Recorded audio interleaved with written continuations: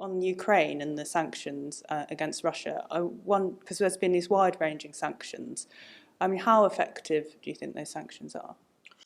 Well, I think, first of all, it was important to see the degree of international unanimity on sanctions, and we're seeing here quite sophisticated and targeted sanctions in a way that perhaps we haven't seen before. Now, they take time to work their way through the system. We've already seen the Russian stock market and indeed their reserves depleted. They're obviously trying to recoup that through oil money, but I think that progressively, not just in relation to individual named people, but also the overall Russian economy, we will see not just a slowing down, but a contraction in the Russian economy with a concomitant drop in the standard of living for ordinary Russians. Now, that doesn't fill me with joy.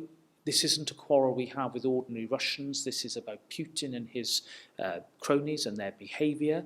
But sanctions, I think, for the first time, I think, being applied against what is not one of the biggest economies, but a major economy, are starting to bite.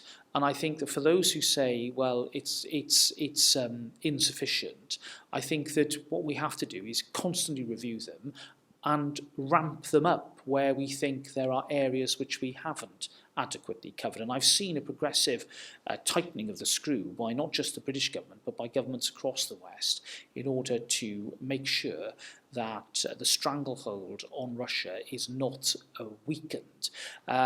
It seems to me that together with the supply of material and support for our friends in Ukraine, is the right approach to deal with this aggression.